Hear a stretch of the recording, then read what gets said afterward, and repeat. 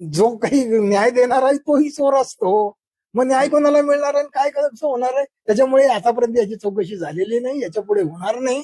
आणि हा असाच भ्रष्टाचाराचा गाडा पुढे चालू राहणार आहे. याला कारण मतदार आहेत. मतदार नालायक लोकांना निवडून देतात, कारण की बहुतांश मतदार हे पैसे घेऊन मतदान करतात. आणि मग असं जर झालं तर या लोकशाहीला काय अर्थ आहे? आणि म्हणून हे लोकशाहीचं नाटक सुरू आहे, याला काही अर्थ नाही. आणि पुढे इथे नेपाळ सारखं घडल्याशिवाय राहणार नाही. अजित पवारांनी जो मुख्य आरोप जो केला होता त्यामध्ये ते असंही म्हणतात की पार्टी फंड मध्ये जे पैसे दिले होते त्यातला म्हणजे जो समोरचा 10% जो वाटा आहे तो अधिकाऱ्यांमध्ये पण होता, तेव्हा तुम्ही देखील त्या खात्याशी निगडीत होते, तुम्ही सगळं ते पाहिलं असेल, त्यांच्या आरोपांचं खंडन करा. मी काय म्हणतो, आरोपाचं खंडन काय? अधिकारी पैसे घेतातच, काय त्याच्यामध्ये विशेष? आमच्या इथे टक्केवारी ठरलेली आहे की कोणी किती टक्के घ्यायचे, सेक्रेटरीने किती घ्यायचे, चीफ इंजिनियरने किती घ्यायचे, एसकीने किती घ्यायचे, एक्झिक्युटिव्ह इंजिनियरने किती घ्यायचे, डेप्युटी इंजिनियरने किती घ्यायचे, हे टक्केवारी ठरलेल्या आहेत. मंत्र्याला किती द्यायचे हे टक्केवारी. मी तुम्हाला सांगतो, मी सर्व्हिसला लागलो तेव्हा टेंडरमध्ये पैसे घेण्याची पद्धत नव्हती मंत्र्याने. 80 साली मंत्री कधीही टेंडरमध्ये पैसे घेत नसत, पण ती पद्धत नंतर 1% सुरू झाली, मग 2%, मग 4%, मग 5%, आणि शेवटी राष्ट्रवादीच्या काळामध्ये 15% टेंडरच्या रकमेच्या घेतलं गेलेलं मला माहिती. आता तुम्हाला ते नगरपालिका महानगरपालिका माहिती आहे, 40% रक्कम वाटावी लागते. हे उघड सत्य आहे का, खोटं आहे का? हे सगळ्या जगाला माहिती आहे. तसंच या डिपार्टमेंटमध्ये सुद्धा आहे. आणि मी तुम्हाला सांगतो, जर हे जे काही मोठे मोठे महामार्ग झालेले आहेत ना, यांच्या जर माझ्यासारख्याला चौकशी करायला सांगितलं ना, तर यांचे सगळे क्वालिटी कंट्रोल तपासून, यांचे सगळे एस्टिमेट तपासून, सिंचन घोटाळ्याच्या पेक्षा 10 पट घोटाळा महामार्गांमध्ये झालेला आहे हे सिद्ध होऊ शकतं. परंतु हे कोणी करणार नाही, कारण की सर्व सरकार भ्रष्टाचारी आहे. फडणवीस भ्रष्टाचारी आहेत आणि ते केंद्र सरकार भ्रष्टाचाराला पाठिंबा दे. हे नुसते न मैं पैसे खाऊंगा न खाने दूंगा या सगळ्या खोट्या घोषणा होत्या. मी चौकीदार हूं, कशाचा चौकीदार? त्या अदानीला केवढा केला? आहे ती फॅक्ट आहे की जो माणूस कुठेच नव्हता तो जगात पहिल्या 2-3 मध्ये येऊन जातो. ही कोणाची कृपा आहे? म्हणजे हे सगळं असं भाजपचं सरकार आहे. त्यामुळे आता दुसरी पार्टी चांगली नव्हती म्हणून भाजपला निवडून द्यावं लागलं ना. काँग्रेसवाल्यांनी सुद्धा भ्रष्टाचार केला म्हणून भाजप निवडून दिलं. काँग्रेसवाले जर पूर्वीच्या काँग्रेसवाल्यांसारखे असते, 65-70च्या आसपास जे काही काँग्रेसचे पुढारी होते ते चांगले होते. आता मी नोकरीला लागलो तेव्हा मी 80 साली काँग्रेसचे पुढारी पाहिलेले आहेत. मधुकरराव चौधरी सारखा माणूस मी जळगावमध्ये पाहिलेला आहे, अरुणभाई गुजराती सारखा माणूस मी पाहिलेला आहे. खूप चांगले चांगले लोक मी पाहिलेले आहेत की जे लोक असे भ्रष्टाचार करत नव्हते. परंतु त्यानंतर सगळी परिस्थिती बदलली आणि भ्रष्टाचारी लोकांना महत्व आलं. भ्रष्टाचारी लोकांनाच तिकीट दिलं जातं, भ्रष्टाचारी लोकांनाच मंत्री बनवलं जातं. आणि ही सगळी चूक आपली आहे, तुमची, आमची आहे. मीडिया तरी कुठे चांगलं काम करताय? मीडिया सुद्धा तसंच करताय. न्याय व्यवस्था सुद्धा. आता हे इतके आमदार फोडून एकनाथ शिंदेना घेऊन सरकार स्थापन केलं. न्यायालयाने ऍक्शन घ्यायला नको होती का? चंद्रचूडांनी ते 9 मुद्दे मांडले की जे बेकायदेशीर आहे, ज्याच्यानुसार नार्वेकरांनी हे सरकार बडतर्फ केलं पाहिजे. पण केलं का नार्वेकरांनी बडतर्फ? हे काम चंद्रचूडांनी करायला पाहिजे होतं. पण नाही, मी त्याच्यात हस्तक्षेप करणार नाही असं करून त्यांनी काय केलं? भ्रष्टाचाराला वाव दिला. दुसरं काय केलं? आणि त्यानंतर आपण जे बघतोय सगळं, ज्या पद्धतीने कोर्टाचे निर्णय येत आहेत, याच्यामध्ये सगळं सरकारचा हस्तक्षेप दिसतोय. आणि म्हणून 4ही स्तंभ बहुतांशी, अगदी 90% बरोबर काम करत नाहीये. आणि म्हणून आज देश अधोगतीला गेलेला आहे. आणि असंच चालू राहिलं तर मग आजचा जो तरुण आहे त्याला रोजगार नाहीये, त्याला 2 वेळचं खायची मारामार पडलेली आहे. आज 20-20, 15-15 हजाराच्या नोकरीवर ग्रॅज्युएट, पोस्ट ग्रॅज्युएट लोक काम करतायत. शिपायाच्या नोकरीसाठी PhD झालेले लोक अर्ज करतायत. लोकांना खायला पैसे नाहीत, हाल चालू आहेत. आणि अशा पद्धतीमध्ये हे लोक असं हजारो कोटी रुपयांचे भ्रष्टाचार करताय.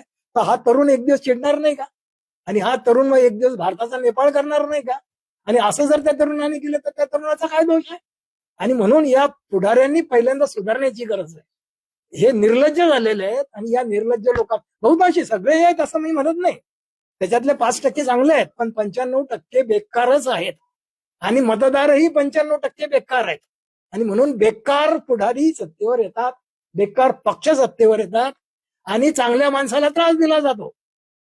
कुत्रे हाल केले जे चांगले माणसं आहेत ते. आणि ही सगळी अशी पद्धत भारतात चालू आहे. त्यामुळे कीव करावी अशी व्यवस्था इथे निर्माण झालेली आहे. आणि ही सगळी एक दिवस रसातळाला जाणार.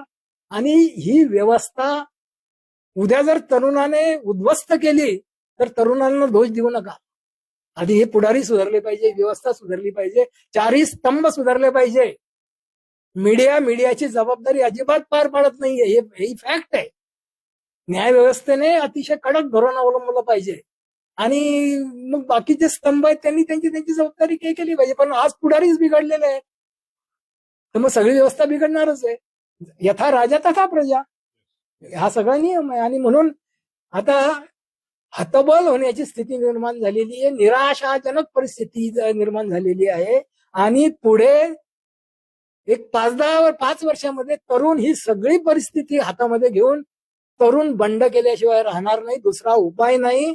ही भ्रष्टाचारी व्यवस्था उखडून टाकावी लागेल आणि हे काम तरुणांना करावं लागेल. खरं म्हणजे IAS IPS लोकांनी ही सगळी जबाबदारी घेतली पाहिजे. IAS IPS लोकांची ही जबाबदारी आहे. पण IAS IPS बहुतांश चांगले IAS IPS आहेत ना तर तुकाराम मुंडे सारखे. मी अनेक चांगले ऑफिसर्स पाहिलेले आहेत. तशा त्या ऑफिसर्स लोकांनी जर हे सगळं ताब्यात घेऊन चांगलं राज्य केलं तर माझी एक केंद्र सरकारला विनंती आहे की या अधिकाऱ्यांच्या बदली करायच्या सरकारच्या पॉवर्स काढून घ्या. या बदल्या करण्यासाठी एक स्वतंत्र बोर्ड नेमा. IAS IPS लोकांच्या बदल्या या पुढाऱ्यांच्या मंत्र्यांच्या हातात ठेवू नका. कसा देश सुधरत नाही बघा. पण तिथे पण तुम्ही काय करणार, जसा निवडणूक आयुक्त तुमचा बसवला तसा त्या बोर्डावरचा अध्यक्ष तुमचाच बसवणार. काय होणार, काही फरक नाही. म्हणून जोपर्यंत प्रामाणिक लोक इथे निर्माण होणार नाहीत तोपर्यंत ही व्यवस्था सुधारणार नाही. आणि ही व्यवस्था अधिकाधिक गर्तेत जाईल आणि लोकशाहीचा बट्ट्या बोळ या लोकांनी केलेला आहे, सिद्ध होईल. केलाच ऑलरेडी, काही शिल्लक नाही. आता जे काही मी ऐकतोय की किती हजारो रुपयाच्या नोटा एका मतासाठी दिल्या जात आहेत. 5,000, 10,000, 15,000 दिल्या जात आहेत. एका घरात गट्टेचे गट्टे पाकिट दिले जात आहेत. आता माझं जे काही एक पहूर नावाचं गाव आहे त्या गावात मी अगदी माझ्या जवळच्या नातेवाईकांनी मला सांगितलेलं आहे की आमच्या घरात जर 4 मतदार असतील तर प्रत्येकी 5,000, 20,000चं पाकिट आम्हाला मिळत होतं. आता असं जर तुम्ही 5-5 हजाराचं पाकिट ग्रामपंचायतसाठी देताय तर मग आता महापालिकेसाठी तुम्ही 15,000 रुपये देत असले तर त्यात नवल काय. कारण 15,000च्या बातम्या येत आहे. आणि हे सगळं घडत असताना निवडणूक आयोग झोपलेला आहे. निवडणूक आयोग काहीच काम करत नाहीये. आणि TN शेषन सारखा माणूस आला पाहिजे, तुकाराम मुंडे सारखा माणूस आला पाहिजे आणि मुख्यमंत्री चांगला आला पाहिजे, पृथ्वीराज चव्हाण सारखा. हा बदमाश आहे, देवाभाऊ बदमाश माणूस आहे. यावेळी याला काहीच लाज शरम नाही. आणि म्हणून ही देशाची, राष्ट्राची अधोगती झालेली आहे. खरं म्हणजे RSSची ही जबाबदारी आहे की या नालायक लोकांना सिधा करणं. म्हणजे RSS सुद्धा लक्ष घालत नाहीये. जी RSS आहे ती नैतिकतेसाठी प्रसिद्ध आहे. खरं म्हणजे त्यांचे स्वयंसेवक हे खूप चांगले आहेत. तशा स्वयंसेवकांना तुम्ही त्यांच्या ताब्यात देणार आहात. जे भाई वैद्य सारखे जर मंत्री झाले तर कशाला भ्रष्टाचार होईल. असे भाई वैद्य सारखे मंत्री जर भाजपने दिले असते ना तर हा देश एका क्षणामध्ये सुतळीसारखा सरळ होईल, माहितीये का. पण हे काम RSSने केलेलं नाही. हे काम मोहन भागवतांनीही केलेलं नाही. आणि त्याच्या उलट अजित दादा सारख्या माणसांना, आता तुम्ही बघा त्यांच्या शेजारी कोण कोण बसलेलं असतात. अशोक चव्हाण असतात, छगन भुजबळ असतात, कोण नाही नावं घेतले तर 25 नावं निघतील. प्रफुल्ल पटेल असतात. आता हे सगळे काय, हे काँग्रेसचे बदमाश सगळे. आता बीजेपी शिल्लक कुठे राहिलं. सगळे काँग्रेसचे तर पुढारी येते. म्हणजे बीजेपी राहिलीच नाही, ते काँग्रेसमय झालेली आहे. आणि ही अशी वाईट परिस्थिती कोणामुळे आली असेल तर ती नरेंद्र मोदीमुळे आलेली आहे. त्याला नरेंद्र मोदी जबाबदार आहे. आणि येणाऱ्या इतिहासामध्ये नरेंद्र मोदीचं इतिहासात काळ्या अक्षरात नाव लिहिलं जाईल की या माणसाने भ्रष्टाचाराला पाठीशी घातलेलं आहे. त्याच्यामुळे त्यांनी अजिबात डिंग मारू नये की आम्ही भ्रष्टाचारी नाही म्हणून. आणि हे सगळं रसातळाला एक दिवस जाईल, यात काही शंका नाही. यांच्याविषयी जितकं बोलावं तेवढं कमी आहे. आणि यांना काहीच लाज लज्जा नाही. आज चांगले लोक 65% आहेत, 95% बाद लोक आहेत. त्याच्यामुळे या बाद लोकांविषयी बोलण्यात काय अर्थ? यांना काहीच फरक, दगड आहे ते सगळे. यांना कितीही तुम्ही हे केलं ते सुधारणार नाही. थँक्यू.